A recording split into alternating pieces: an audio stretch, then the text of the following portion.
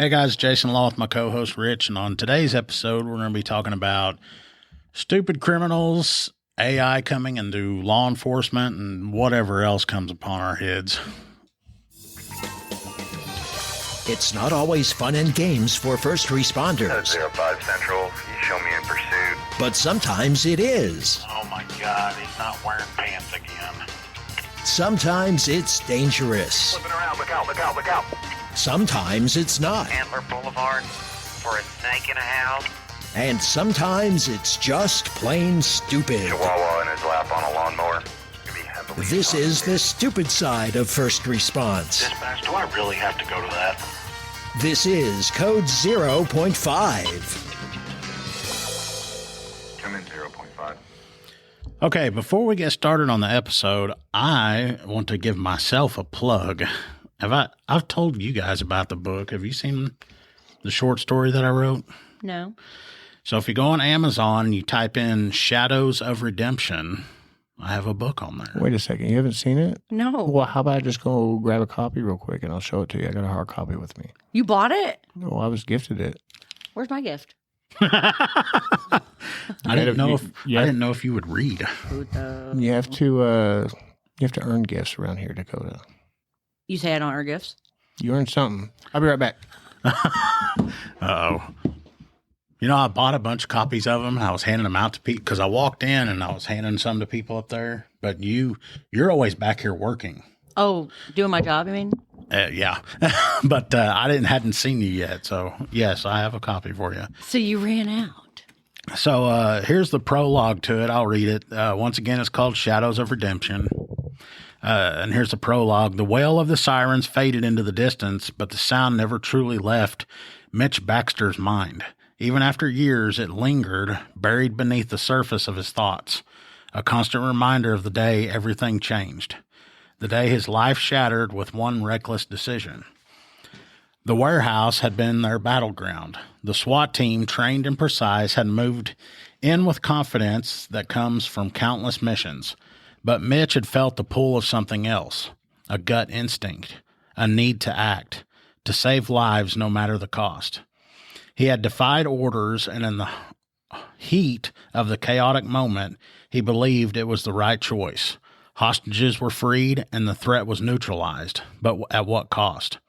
His partner and best friend, Ty Roman, had paid the price. A bullet had found its mark, leaving Ty's career in ruins and his body forever altered. Mitch had tried to shake the guilt, but it clung to him like a second skin, slowly eroding the man he once was. Now, as the sheriff of a small, forgotten town, Mitch was a shadow of the man he used to be. Redwater was supposed to be his refuge, a place to mend his fractured soul, but instead it became his prison. A town where the silence felt like judgment and the isolation only deepened the cracks in his already broken spirit. Each day was the same. Wake up, nurse a hangover, go through the motions of a job that no longer held meaning. Each night, drink to forget the mistakes of his past. But nothing could drown out the memories of that fateful day. The echoes of gunfire, the image of Ty laying on the ground bleeding, the look in his eyes that silently screamed betrayal. Mitch knew he had made enemies, but the real battle had always been within himself. The weight of his failure hung heavy on his shoulders, and redemption felt like a distant dream. He had stopped caring long ago. About the town, about his badge, about himself. But the past is a way of catching up, no matter how fast you try to outrun it, and as shadows from his old life began to stir, Mitch would soon learn that some mistakes demand more than a lifetime of penance. They demand blood. That sounds good. And it's just a short story, so it's not like it's going to, take your time for days and days to read it. Well, I am anticipating reading it. I refuse to start until I have an autograph from the author. I've been asking you for that for about a week now. Time's ticking. Yeah, no, it's, I don't know. I've heard people say that, dude, you need to sign it. And I'm like, hey, that's freaking weird. No, it's not. No, it's cool. Your name's printed on the front cover. Why would it be weird to And your picture's in there. That way, one of these days, whenever you are either in some Hall of Fame and or federal penitentiary, I'll have your signature on something that may be worth some money, you know. Okay. Yeah. You can auction it off for millions of dollars. Absolutely. The signature. Yep, I know. What if I go like on a He's killing in spree Rikers or Island something? and stuff. This was his book before he became a mass murderer. How much do you think Luigi would be selling his book for if it had an authentic signature on it? You know, True or that. Mr. Luigi that's yeah. locked away. He's about to be in a federal penitentiary too. But Well, did y'all see the cop that was escorting Luigi? I guess he had on some awesome pair of Nikes or something, and now this cop's going viral because he had on these really expensive Nikes, and he's transporting Luigi. I don't know, the whole thing was just out of a Batman movie when they were escorting Luigi down the road with the mayor. Yes, You got freaking everybody behind him. Gotham City. But anyway, I'll put a link to the Amazon where you can get a copy of that book if you want it, or if you have a Kindle. It's part of, I can't remember, Kindle's program, something, Kindle Unlimited. Yeah. You can actually get it for free. Mm-hmm. So I'll put a link down in the description. You know, now that you bring that up, last year was a terrible year for Nintendo. Because Luigi got arrested and then Diddy or whatever, because wasn't there a Diddy Kong and people are saying Diddy and Luigi? Who's Dee? Diddy Kong is Donkey Kong's like son or something. I Oh, thought Dee Dee was off like Dexter's Laboratory. You know, Dee Dee's a sister. Could have been. I used to love that show. I did too. Yeah.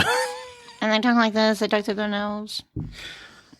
I've been watching these guys on YouTube and they rank their favorite cartoons. Mm-hmm.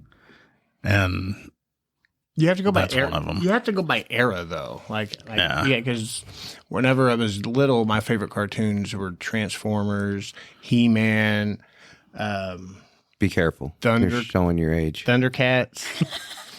There was a Ghostbusters, but there was a Ghostbusters cartoon before what everybody knows as Ghostbusters, where they drove around a ghost car. oh yeah, had, where like- there was two guys. It was something like I just remember the ghost car. And, Two guys and a monkey. yeah, I've never seen that. yeah, you weren't born yet. Probably not.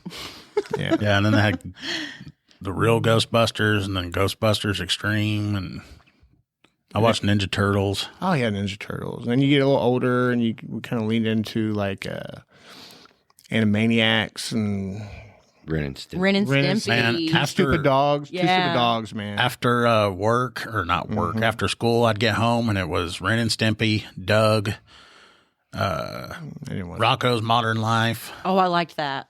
Clarissa Explains It All was after all that. We watched two different. I think we are. You, He's talking about Nickelodeon. Cat yeah, Dog. I didn't. That watch was one. We didn't- Hey Arnold. Yeah, Hey Arnold was one. I remember all of those, but I don't ever remember like being my thing or watching them. Wasn't Helga with the unibrow? Was that her name, Helga? Or Yeah, Olga? she was.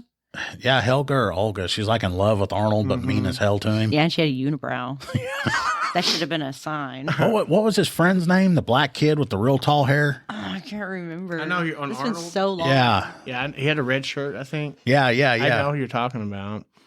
Started with the G, I thought. Gerald? I never really watched it. Gerald, I think that was it. Maybe. Jeez. I used to love that show. To the internet we go. I loved Dexter's Laboratory. Me too. Yeah, I loved Little Dexter. Why are you always coming into my lab? I would assume in some way like Stewie It was Gerald. Gerald. Ooh, look at me, 10, points for me. 10 points. I would assume that Stewie from Family Guy has to have some type of influence from Dexter because he had that secret laboratory, you know, in his closet and all that stuff. Oh, hey, Rugrats. Oh, yeah. I do remember Rugrats. I never got Reptar into it. and Yeah. oh yeah, Reptar. Tommy Pickles. Reptar was the dinosaur in Rugrats. dinosaur. Oh, yeah. They even made a whole movie about the Reptar, wasn't it? Like Rugrats, Reptar, something. I love the fact that we leaned into this episode with a very not specific, but we had like an idea, and now we're completely we're talking about Saturday morning cartoons. But see, that's how they get I love great. it. Yeah. Squirrels. Yeah, we like Yeah. squirrels. Yeah. Oh, and I didn't tell anybody, you know, who we've got. Dakota came back, and what are we going to call you now? I mean, most people call me Marcus. Okay. I mean, Well, we were if- calling you if, Cap. If you would love to continue calling me Cap, that would be fine too. We can call you Marcus. Some people don't want their Bestie. names out on there. Well, I think we're I think we're past that point. But Marcus and Dakota are here, and if y'all don't know, those two you would think are like long lost brother and sister. Because we get along so good. And we don't get along so good at the same time. Only when he touches my crime scene markers. Yeah. That's when we get along. Yeah, I've actually been pulled aside in the before on crime scenes, and they're like, "Hey, you and Dakota should probably stop yelling at each other like that." I was like, no, it's That's good. just how we It's show just- how we like each other. Yeah, it's affection. Yeah, you're gonna mess the vibe up. Leave it alone. Yeah, People don't understand us. Yeah, you and I have a relationship similar, or not just like that, but like Jared and I have a relationship similar where people. I mean, we are just like brothers. I mean, we've lived together and were roommates for a long time, and we fought and argued and here, working together and used to scare people. But like, we're not really mad. I mean, I'm mad, but we're gonna be okay. We're just having a fit. Well, if we weren't picking at each other, we probably wouldn't like each other. Yeah, Yeah, that's true. yeah, because I don't pick on people I don't care for. So if I don't pick on you out there, It's backwards. yeah. Well, there are days that I wish that you didn't like me then. There are days. Well, I wish I didn't know you, to be honest with you. Well, there's people that think I pick on them and stuff because, if he didn't mess with you, he didn't like you. No, the reason I'm screwing with this guy is because I don't like him. Yeah, you don't like me. That's why you're always screwing with me. Is that what you're saying? Anyway, we can move on. Sometimes I don't like me either, bub. I like how you're sitting over there. You're like the color guy. You don't really say a whole lot, but when you do, I guess it's The what guy? like the sports commentator. There's the commentator and then the color guy. Is that the Fancies fighting everything in the up. left side of the ring? Is No. that you? Is that what you're talking about? Some off the wall. What is it? Like it'll be He'll bring up like statistical stuff, or he'll say something that's funny about what had happened, or He's a smarty. it's just to like spice it up. You know what I appreciate about Rich is it doesn't really matter what's going on. He pretty much carries the same face. Yeah, like no matter what. Like RRF. Like people always have a hard time reading me. Like I get that, but he is on a whole another level. Like I can never really tell if he's having a good day, a bad day, or something in between. Well, you know how you've seen those memes where it says, if I ever win the lottery, I won't tell people, but there will be ways that you can tell or hints or whatever. With him, I don't think he would change. I think he just No, Rich he'd is just Rich. be the same. Yeah, he just have a newer pair of jeans on or something. I don't know. yeah. Yeah, Some new Nikes. yeah, that's gonna be splurging for him. Well, I can tell you what, if I won the lottery, I would not see me the next fucking day. Probably not see me ever again. Just stop showing up. You'd be back. You'd get bored. Golf course is closed down. Gets too cold to fish. You'd have to have something to do in the winter. You know, there's a lot of people who say that, like, I won the lottery, you'll never see me again. I'm not going to work here and blah, blah, blah. And I'm always like you. I would. I'm always like, yeah, but with Jason, I mean, there's a lot of ponds out there. There's a lot of lakes. There's a lot of golf courses. And when you have the means and the ability to visit every single one of them whenever you want, I'm not quite sure we would see him again. Well, and Topgolf has heaters. Yeah, that's true. You could winterize that. That's your winter games. I mean, there are some courses I'd like to play in, like, I think is it Torrey Pines? It's up in the Northeast. No one at this table knows what you're talking about. Anyway, and then when it got cold, I would go down to Florida and play some courses down there. So, I mean, Yeah, go play Mar-a-Lago or whatever it's called. You can go down there and oh, yeah, play You one just of buy the your own boards. plane to Play an fly to 18 Florida. there, yeah. Play golf. yeah, that's what most people in Florida do. You're either rich or crazy down there from really according to old. the news. Or really old. Yes. Living in go a retire. retirement community. I'd be one of those riding around this golf cart in this little community, running over kids and shit, not giving a. No, I think that I would. It'd be business as usual for me, at least until I was ready for it not to be, right. Because if you have something like that in your back pocket, I mean, you don't have to put up with a whole lot of stuff. There's a point where you can just like walk away. I think it uncomplicates a lot of things. It'd be pretty nice. I think I'd still work here Why? because it's fun. I mean, I I think never have the same day twice. I feel like I would too. I mean, it's easy to say that, with my bank account looking exactly like it is right now. I mean, that's really easy to say, but Okay, if I were to win that and still worked here, you know how like that, I can't remember that one jackass's name that I was reading Miranda to him and he was trying to insult me and say all that stuff. Yeah, and I just looked at him and I go, I just need a yes or a no answer. I think the fucks given would be gone.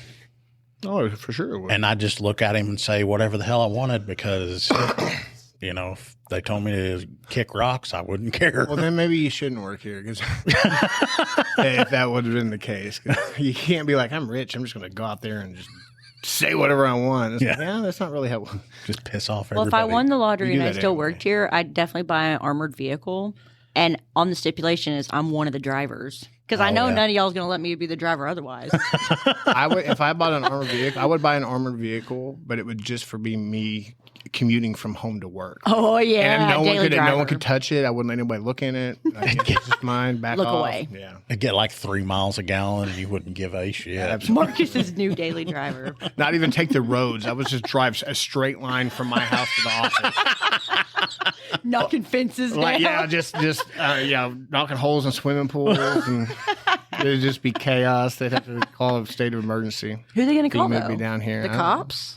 Yeah, right. I'm pretty sure. I mean... I'm pretty sure that if they had to, there's probably some federal agencies down there. Oh, I'm that sure. just come by and pick me up, pick my armored vehicle up with a big magnet and fly me away. That brings up, what the hell was that thing with the dude and the killdozer or whatever? Yeah, that's a super interesting my story, goodness. actually. Yeah, like I remember. I think it's called Killdozer, the documentary. But yeah, I remember. I've seen several documentaries about that. It's really interesting. I haven't watched any. I've done some reading about it. Yeah. But didn't it all start out with like some zoning issues or he was trying to buy some building and they wouldn't let him rezone it or something? It was something like that. I think he was needing either sewer or water, and he was needing to tie in. It was some type of utility. It was a local government thing. Is absolutely what it was. He was a local business owner, but he wasn't I think he wasn't a homegrown, and it was kind of a homegrown type area, And they just kept messing with him,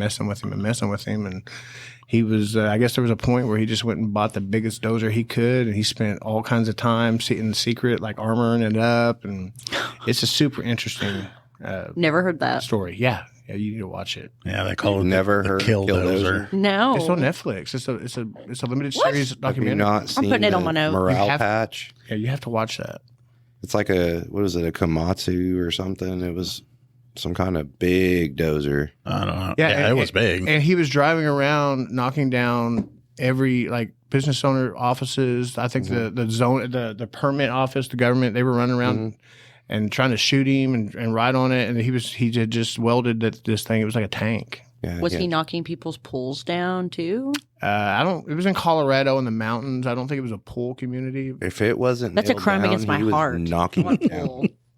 Yeah, it would have been the equivalent of him being downtown driving through City Hall. Oh my gosh. And just there's nothing you can do about it. Absolutely nothing. And he No had way a to bunch of stop weapons in there too, didn't he? Yeah, he had a 50 cals rifle, I think, sticking out a couple of different sides where he had sights and he could just he was shooting to. Yeah, it was wild. It was very planned. So when you talked about the feds coming in and flying you away with their magnet, is Yeah. that what they did to him? No, Oh. I feel like they eventually rendered inoperable. I think he took his own life inside, if I remember correctly. Is that right, Rich? I believe so. Yeah. Well, I'm watching that today. You'll watch it all the way through. It's super good. That's crazy. Yeah, I'm going to have to watch that now. Bob was super into it. Bob, Of course he was. Yeah, I remember talking with it about Bob. He was right up his alley. Have you ever seen the Rampage movies? Like the No. the monkey? No, this is about the dude that Rampage, the King Kong, but he's the blonde version of King Kong. No, this dude goes on like a rampage through his town. Just he builds like an armored suit and just walks down the street of his town, killing everybody. Yeah, I haven't seen Yeah, that and the one. way he sets up like his best friend, and it makes it look like it was his best friend that had done it, and he skips out of town. Wow. There's like Spoiled 3 it. of them. Just ruin the movie. It's a movie or Yeah, it's a movie. oh, so it's like a fiction account. Yeah, there's 3 of them. There's also I'm talking about the Killdozer. There's several cases where people get on backhoes, and they just go nuts and start knocking stuff down like that. And I mean, there's several cases where that's happened. Most of them they get put down by for whatever means they did it by. But the killdozer one's the super interesting one because for the longest time there was nothing they could do about it. That's crazy. I've never heard of that ever. Yeah, I can't remember how they. I want to say he maybe he high centered himself on something on the killdozer one. I can't remember. He somehow became inoperable. Man, that was something we should have talked about earlier in the week and talked about today. Yeah, I know. Although I've had people asking me about the stupid criminal stuff and messages. And that was Marvin John Heemeyer. Here we go. An American automobile muffler repair shop owner who demolished numerous buildings with a modified bulldozer in Granby, Colorado in 2004. His machine was posthumously nicknamed the Killdozer. He had various... Yeah, it wasn't that long ago. Dang, I thought this was like in the 70s or something. God dang. So, he had various grudges against the town officials, neighbors of his muffler shop, and the local press, and various other citizens of Granby. Over about 18 months, he secretly armored a Komatsu D355A bulldozer with layers of steel and concrete. On Friday, June 4th, he used the bulldozer to demolish Granby Town Hall, the house of a former mayor, and several other buildings. He self-deleted after the bulldozer became stuck in a hardware store. He was destroying, That's strange. Yeah. No one else was injured or killed, in part due to timely evacuation orders. So there was zoning and sewage disputes. He had purchased 2 acres of land at an auction with plans to lease the property to a friend who intended to build an auto repair shop on the site. There was another guy whose family had previously owned the property, and I guess one of the complaints that our guy had was that the guy that previously owned that property, or his family had owned it, stood there and berated him for several minutes afterwards out of anger because he had lost his property to our guy. So it had a rudimentary sewage storage solution in the form of a buried cement mixer left by the previous owners, and the cost to update the sewer system would nearly double what he paid for the property. So city officials told him that putting in a septic tank was a less expensive alternative, but he rejected both options and said that the government not paying for the sewage line hookup was extortion by the government. Despite the setbacks, he did not withdraw his annexation request and subsequently became part of the sewer district. By 93, he had abandoned plans to rent the property, and I guess in April of 92, there were oil spills and environmental issues. But yeah, it was all over land disputes. He was trying to sell it and subdivide it. There was a concrete plant that was supposed to move in, but I guess the press and stuff helped block all that. It sounds like to me some of it was small town bullshit. Oh, yes, it was all. I mean, on paper, it was like, oh, he's this and that, but it was small town. It was influential business owners, pushing on people that weren't part of their circle because he was an outsider. If they're building a shop, they're going to have to run like water lines and stuff to it, and if the sewer main is there, they're going to have to run. The big deal is that in that area they were talking about building a concrete plant. And the city officials, at first, everybody was against it. But then, like, how government goes, the concrete plant's probably talking about, oh, we'll do this and we'll do that and you'll get this and you'll get that. So then eventually everybody flipped their votes from being opposed to it to having it happen. But the problem that he had was that... Nobody liked him. Well... He tried to appeal the decision, claiming that construction of the plant would block access to his shop, which was going to hurt his business. There was a judge that was handling it. He said that it wasn't going to, and then he had complained to the Environmental Protection Agency about having a professional noise analysis done. And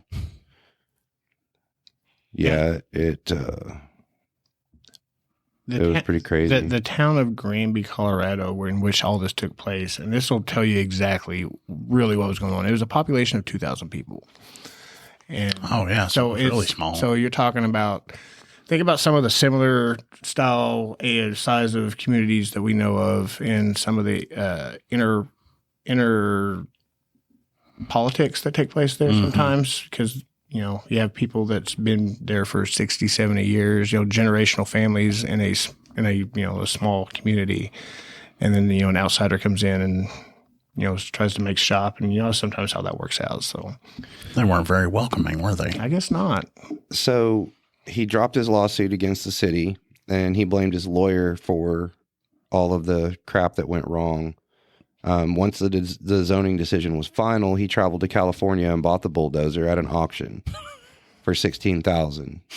He kept it not very much. Kept it outside his business with a for sale sign on it and tried to auction it, but nobody wanted anything. They didn't care about it or whatever.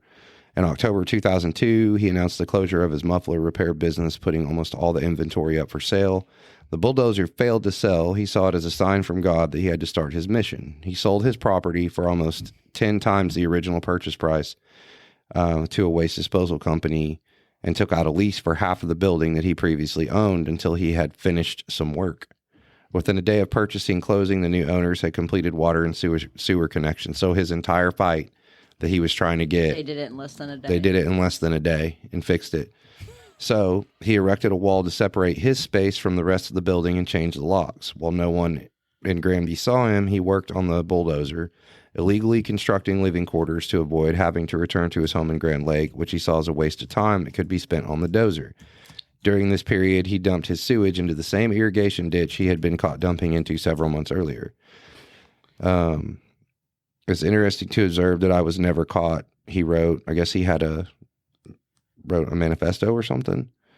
This was a part-time project over a 1.5-year time period. He was surprised that several men who had visited the shed late the previous year had not noticed the modified bulldozer. There's always a manifesto and stuff like this. Like, the bulldozer was modified. He referred to it as the MK tank for Marv's Komatsu tank. In audio recordings, he fitted it with a makeshift composite armor plating covering the cabin, engine, and parts of the tracks. 3 external explosions and more than 200 rounds of ammunition fired at the bulldozer had no effect on it. For visibility, explosions. the bulldozer was fitted with several video cameras linked to 2 monitors mounted in the vehicle's dashboard. The cameras were protected on the outside by 3-inch shields of clear bulletproof Lexan. Compressed air nozzles were fitted to blow dust away from the video cameras. This guy was pretty smart. Onboard fans and an air conditioner were used to keep him cool while driving. He made 3 gun ports fitted for a 50 cal, a 308, and a 22 caliber rifle. They were all fitted with a 1/2-inch steel plate. At the time of the demolition, it also contained 3 handguns and enough food and water to last a week. Damn. So did he use all the money he got from his property to outfit that, basically? Essentially, in 2004, starting around 2:15 p.m., he began his rampage by driving his armored bulldozer through Mountain Park Concrete, owned by the family of which he had gotten into it and was accosted by. At the time of the attack, the man that had accosted him was at the concrete plant, screening topsoil at the gravel pit. Several employees attempted to stop the bulldozer by cramming objects into the treads in order to jam it, but it had no effect. He initially believed the dozer to be under remote control, the one that had accosted him that was at the plant. So he thought it was under remote control. He fired a pistol at it and attempted to climb on it before engaging the bulldozer with his own front end loader. So he took his front end loader to the bulldozer, but it had no effect.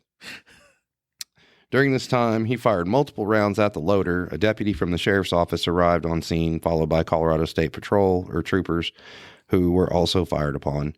More deputies arrived and began firing on the dozer, attempting to destroy the cameras with gunfire, but were unable to penetrate the 3-inch thick bulletproof plastic.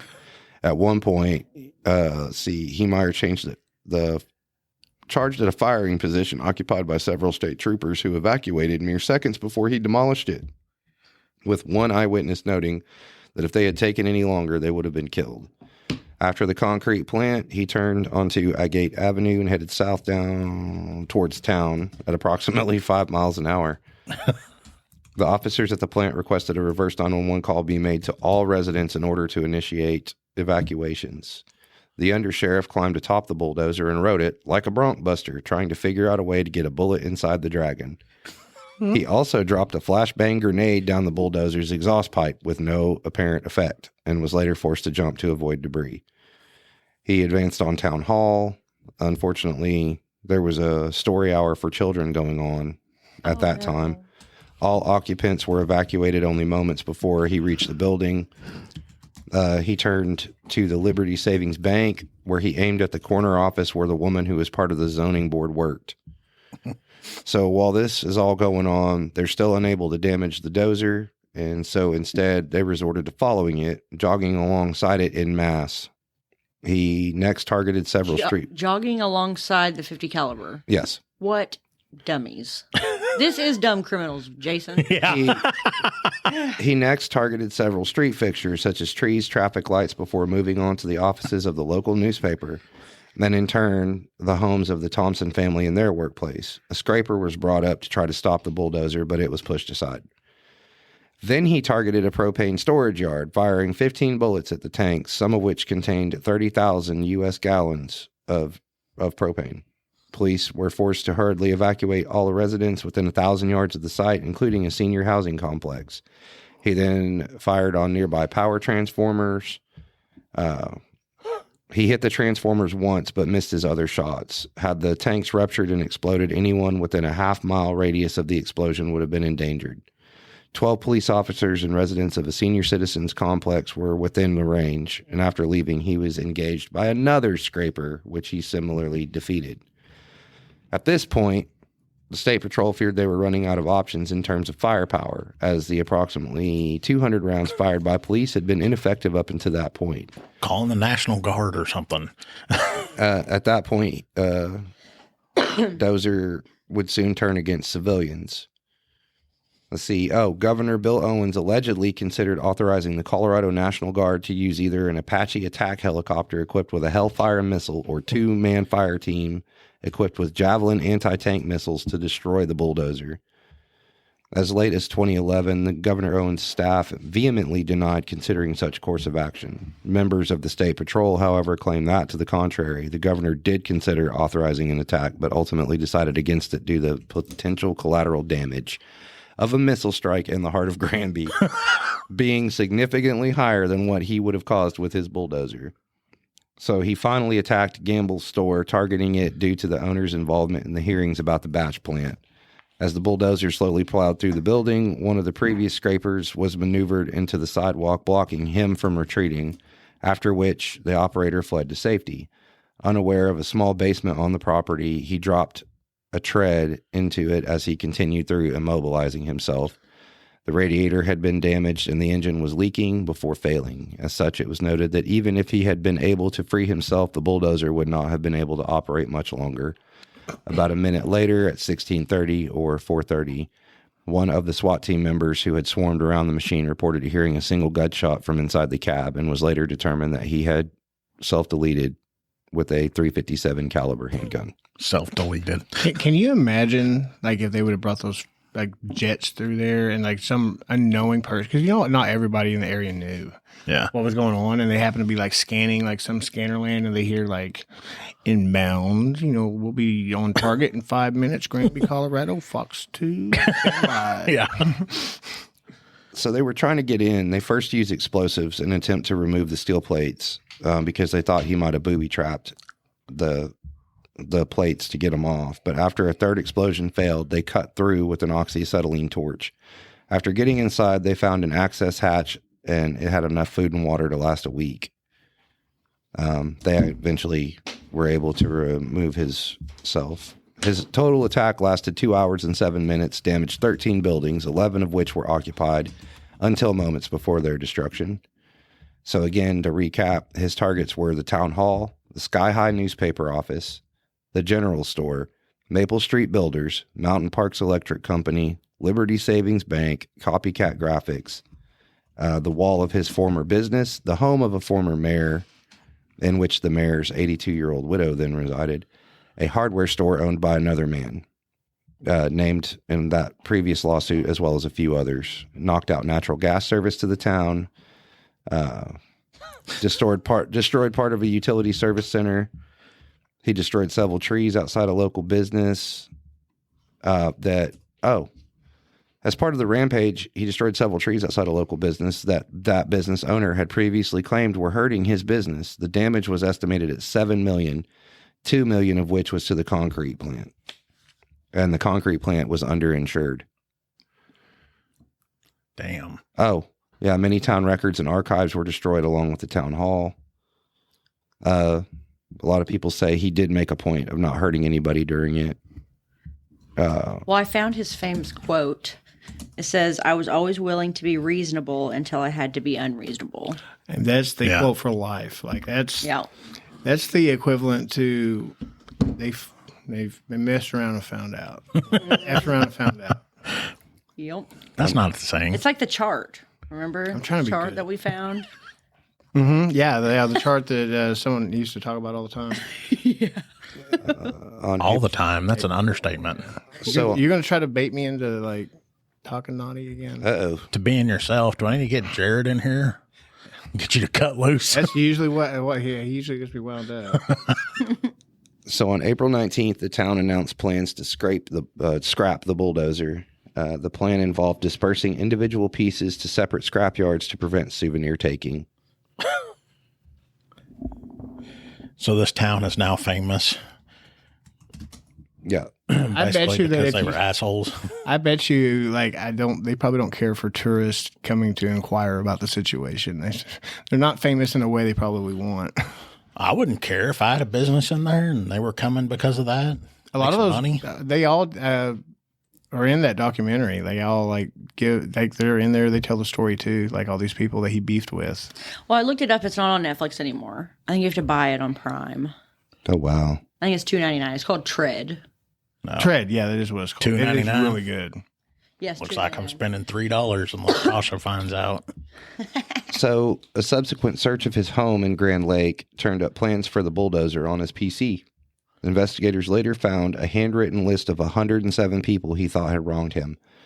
Wow. The Chef family, which was one of the gentlemen that berated him, that started most of this, their family was at the top of the list. The list also included buildings, companies, judges, politicians, newspaper editors, and anyone who sided against him in past disputes.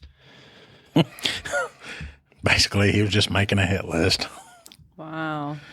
Yeah, so How do I not know about this? This is crazy. I'm like all about documentaries and like real crime movies, and like I don't know how I've missed this. What year did this take place again? Like 2004. 04, yeah. Yeah, I was like in elementary. You were in elementary school in 2004? Yeah. I was a father in 2004. Like 2 years to raising my I didn't graduate till 2011. So he wrote everything out.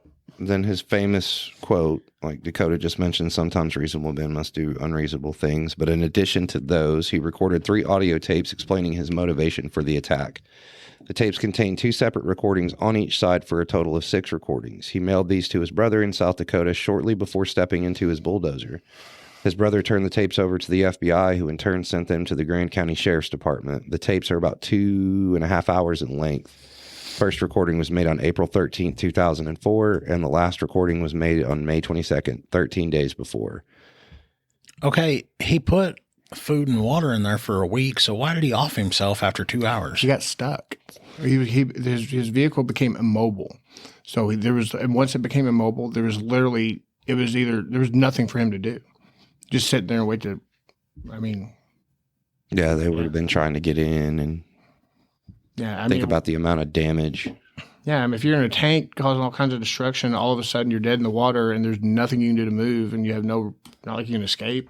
It was either do that or come out, and I don't think he was in the giving up kind of mood. So he went into it with that understanding. Yeah, I don't think he's coming out alive anyway. No, he said, that was the deal. He said, God built me for this job.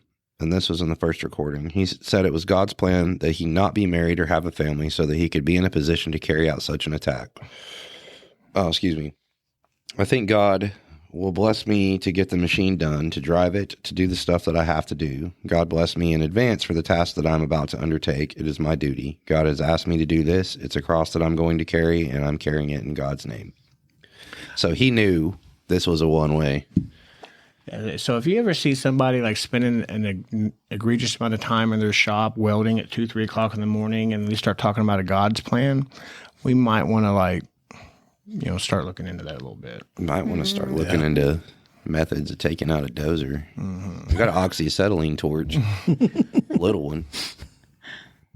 Hop up on that dude and cut a port. I can't believe that Dakota hadn't heard of it. No, I know that really surprises me because I'm like all about the true crime stuff. And Like sometimes on Facebook they'll put like the Killdozer anniversary and stuff. There's morale patches. oh my god! And I literally follow all those weird Facebook pages that have all the weird things on them. We figured. Yeah, so I'm really surprised. Like I don't. Yeah. Like I probably look at those pages more than I actually look at like people on my friends list pages. Like my thread, I really don't go through that. I like to type in my pages I follow and look at those. You're going to have to change your intro. My intro. Yeah. You were talking about like, what was the topic of AI? And then it's like, read my book. Oh, and Killdozer. By the way, cartoons, Killdozer, and like whatever else we talked about. Everything but what we were going to. Yeah, because I'm looking over here at the stuff that we were going to do, and I'm like, we are way the hell off topic. We can always do that next time. Yeah. Anyway, I mean, we can plan to. There's no telling where we'll wind up, though. Yeah. Squirrels. It's okay. You got Means any our brains more? work fast. You got any more stats over there you're looking at for the Killdozer? No, I was getting ahead of the game here, and I was trying to line something up on deck or get some other funny stuff. I was looking at weird laws just across the United States. Oh, and okay. Stuff like that, yeah. So guess what? We'll go ahead and call this one an end. We'll just talk about Killdozer and we'll do another one. But there was another dude who did something similar in May of 1995. But there's more. Similar? Similar. In 1995? 95, yeah. Original OG right there. Okay, I lied to y'all. This ain't going to be about what I talked about earlier. We're just going to talk about Killdozer And dupes. I guess Killdozer. I guess Killdozer's the dude. Yeah. It's a 1995 San Diego tank rampage. It was the theft of a M6 OA3 tank by Sean Nelson and his destruction of cars and utilities in suburban San Diego. Is that the one where he came back and parked it back there when he was done? Because there's one of those too. Well, how many people stole Here a you damn go. tank? Here's your tank. I brought it back. It's probably several. I mean, we have young children operate. I mean, you can't even drink or buy cigarettes, and you can be a tank operator. So I'm sure people get Yeah, he was a native Californian, and he was an Army vet. And let's see, by the second quarter of 95, he'd suffered financial, professional, and interpersonal setbacks, some of which stemmed from long-term substance abuse. But on May 17th, he stole a 57.3-ton tank from the local California Army National Guard Armory and drove it around for 6 miles, crushing cars and infrastructure in his path. He didn't injure anyone. How many miles? 6. Yeah. Those things go a little faster, though. The tank crashed and was partially disabled. The San Diego police forced it open, and then they had to take him out. But yeah, these stories. I know we're trying to redirect here, but now I just thought about the guy that stole the airplane from SeaTac Airport. We'll do the other stuff on the next episode we do. Keep going. We've landed in a gold mine here. That's actually a really good one, too. Yeah. So there was, let's see, little background. He was born in California, went to high school in California. In 78, he enlisted in the Army and received training at Fort Knox. He was stationed in Germany with the Armor Branch as a tank commander, so he knew what he was doing. He knew what he was doing. Let's see. He separated in 1980 due to multifaceted disciplinary problems with an honorable discharge. Afterwards, he began a successful career in plumbing and eventually starting his own business in 91. Let's see. He was a patient at the hospital in 1990, but he later sued the hospital over a fight involving an emergency room security guard. And then he sued him for malpractice. And then his mother died there. So that's probably why he was mad. But this gentleman was a minor celebrity for his unusual behavior because he spent his nighttime hours mowing his lawn, Jason, and digging for gold in a 20-foot backyard pit His property was covered in machine parts and garbage, and the police had visited 9 times in 94 and 95 on calls ranging from reports of domestic violence to a complaint that his van had been stolen. Hey, I mowed my was yard. he a celebrity or was he a tweaker? Because Well, he struggled with alcohol abuse and methamphetamines. oh yeah, for sure. Okay. So- I mowed my yard one time when it was dark. He's One time for Jason is 17 times. So He's a local celebrity, like John John. He's a local celebrity. oh yeah. I think I can say You gotta John John, say. right? That's not specific. No, it's not specific, but I know exactly what you're talking about. Anybody's been around knows little John John. I've been called lots of names by him. So eventually, let's see. His wife left him. His van and plumbing tools were stolen. His contracting business declined. He had a history of medical problems, including a spinal fracture from a motorcycle crash. He was unemployed. His house was being foreclosed upon. His utilities had been shut off, and an eviction notice had been served. And then he had recently broken up with a girlfriend. So, yeah, that's how we get to our National Guard armory. As one does. Yep. And that particular place, as all armories are, was surrounded by an 8-foot tall chain link fence, which then was topped by 3 runs of barbed wire. But, of course, he was there, so he knew everybody usually left by 6. The tank he stole was the M60A3 tank. It is 31 feet long, weighs 57.3 tons, fully loaded, and can reach speeds of 45 miles an hour with a range of 300 miles. It has a 7.62 millimeter machine gun, a 12.7 millimeter or M2 Browning heavy machine gun, a 105 millimeter M68 tank gun, and these weapon systems at the time were all unloaded. Yeah, I'm not I was never in the military, but those just sound big. I'm assuming. I don't know what any of that means, but they sound terrible. Yeah, they probably could cause some damage. So on the evening of May 17th, the gates were unsecured because personnel were working late. He drove his Chevy van onto the property, and then he broke padlocks on 3 different tanks before starting an M60A3. He crashed through the armory's gate at approximately 6:45 p.m. He drove the tank through residential San Diego neighborhoods where residents described the destruction as intentional. He didn't go down the center of the street. It seems he just wanted to get the utilities and cause as much damage without hurting people. Over a distance of 6 miles, he struck bridges, a bus bench, fire hydrants, traffic lights, 40 cars, crushing some down to a height of 2.5 feet, utility poles, leaving some 5,100 households without electricity. God dang. He inflicted no injuries during his 25-minute rampage. The San Diego Police Department learned of the incident at 6:46 when a detective reported that he was following Nelson. How would you like to be on that? Get called out. County Unit Central, I'm behind a Tank. tank. To be fair, if I heard that come across the radio, I wouldn't. Let's go. I mean, I honestly, I'd be like, well, that's odd, but I wouldn't like fall out of my chair. Oh, you know. because stuff around here. Yeah. You know, if you looked on the tracker, you'd see every dang bubble in the county of vehicles heading that way. Oh, 1,000%. Yeah. 1,000%. A tank? I got to see this. Could you imagine us setting up, or someone setting up a sort of like a bait tank operation? 1,000%, someone would steal that thing. You'd see some tweaker getting in the thing.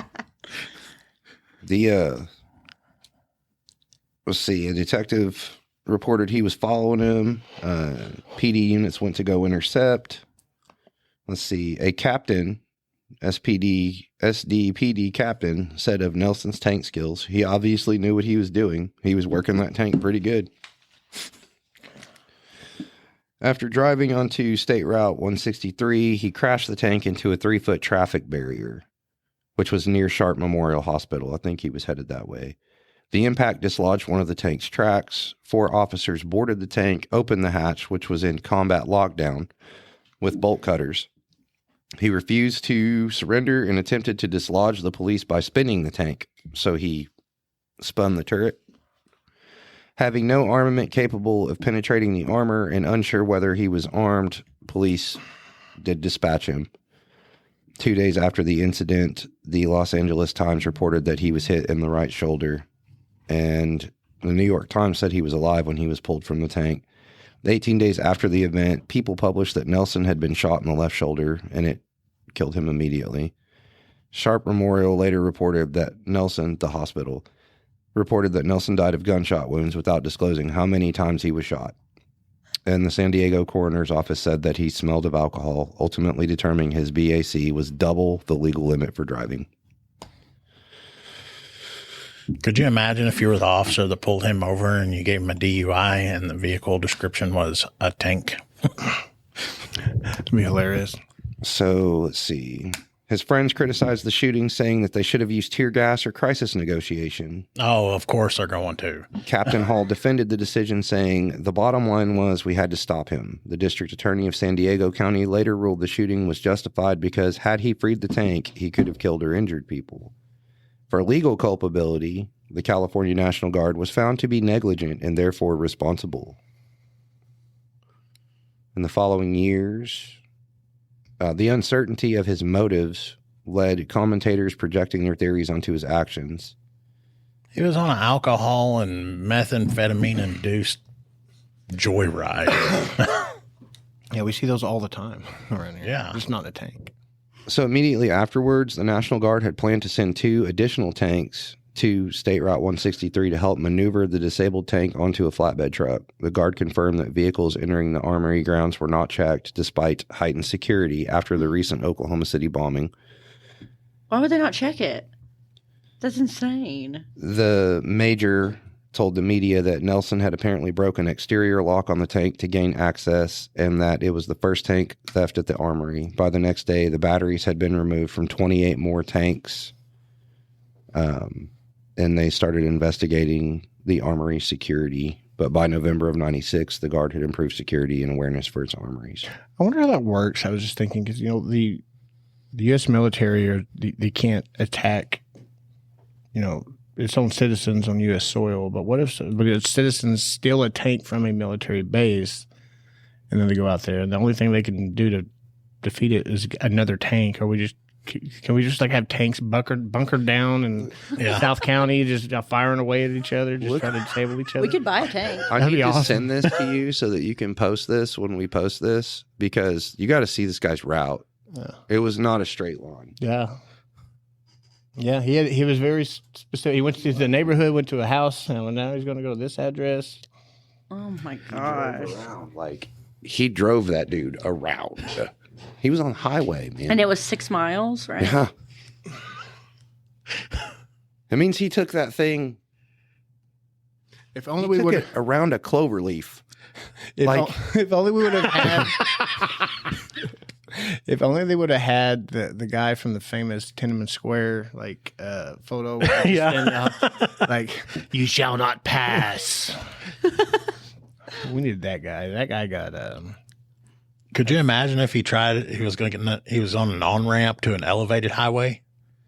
Oh, man. I don't think it would hold. I think it would buckle and he'd fall through it. I can't believe Didn't they say it was 57 tons? Yeah. You think if he dropped, he'd still be able to go? I mean, it's pretty indestructible. Can you imagine some of our deputies that you might know, and that's going on, and they're trying to drop spike strips and stuff. Track tank. And all they do is spike everybody else's tires. Mm-hmm. That usually happens. That would be Renix. Renix. Oh, wait. Okay, yeah, he doesn't have access to those. I know what unit he's in. He doesn't have those. Renix. We're safe. Now that we think about it, there's another deputy that I know, that a former deputy used to work. I used to supervise. He's a different agency now, but he's got a lot of Renix qualities, I could say. But they probably know each other. Probably related. Y'all all know who I'm talking about, but I don't want to say his name on air. I don't know how to. Oh, yeah. He used to work here, and then he used to work for the county south of us, and he was very. For example, one time there was a dog bite call way down south, and another deputy was headed to it, and he was 2 districts over. He was in District 6. Took the extra square miles. He was in District 6, and it was in District 4, and then he was headed over there. Apparently, they had shot this dog. The people that was there, and he called me. He goes, "Hey, LT, I'm headed over there." I said, "Oh, I think they got it taken care of." He goes, "Well, I got a machete in here, and I know we got to take this dog's head. I'll just go over there and take the dog's head." I was like, "Okay, first off, no." I just first seen him. I said, "I'm not going to have you go over there yakking a head off, and someone's like Facebook live streaming you over there, just a massacre scene." Because I know he would have done it. Because when he said it, he was serious. He was not joking. I was like, no. Those are the kind of things that make you. Yeah, but he's got a lot of Rex qualities in him, I think. No. What was this you were saying about the airplane? Oh, I can't remember all that. Oh, I got it pulled up here. I did. Maybe I don't anymore. You actually need to know about it and then listen to the audio, like the radio traffic. So it was just like a mechanic of some sort. He's an employee at the airport, and he just kind of went off one day, and he just next thing you know, they're radioing, talking to him. He stole a 2018 Horizon Air Q400, which is a huge passenger plane out of SeaTac Airport. And he was trying to talk to him, trying to ask him if he can do barrel rolls and all that kind of stuff. And they're like, "Do you feel pretty comfortable flying?" He goes, "Oh, yeah, man. I grew up playing video games. I kind of know what I'm doing." And he was just the coolest dude. It was actually pretty sad. He was like, "Man, there's going to be a lot of people that's going to be pretty disappointed. But, I'm just I'm just a regular dude trying to figure it out, made some mistakes. And I guess he always wanted to fly a plane. And he did what he did. And Did he actually fly it good? he took off and he flew it just fine. And then he didn't land it he crashed it. It crashed, I probably on purpose. But it's actually a pretty interesting read and listen to because you can hear all the radio traffic back and forth. There's a bunch of YouTube stuff about it. I'm going to have to listen to it. Faux show. Then I'm going to have to watch Tread later. I know. I'm paying $2.99 too. Tread's a good one. It's worth it. Doing it. It's worth it. I'm going to eat gummy bears later and watch. Hey, okay. I said gummy bears. So did you know that Trolley, they came out with a gummy bear icicle pop and it's wiggly. Like it's a popsicle. See, I saw the But box and it looked like it was wiggling. Oh, they're good. They're very good. They taste good.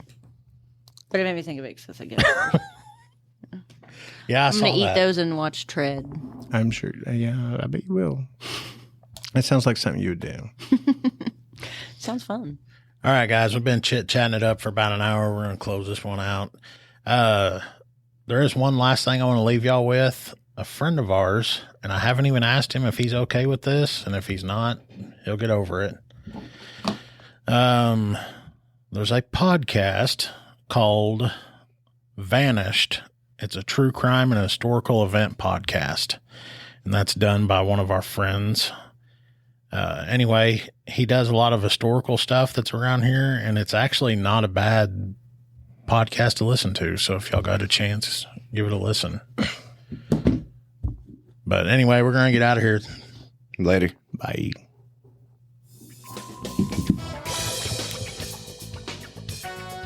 You've been listening to Code 0.5, the lighter side of police work. If you have ideas or suggestions for our show, we'd love to hear from you. Visit our website at code05.co. That's code05.co. And please consider making a donation at our Patreon page, patreon.com/code05. Be sure to use the digits 05. Thanks for listening to Code 0.5.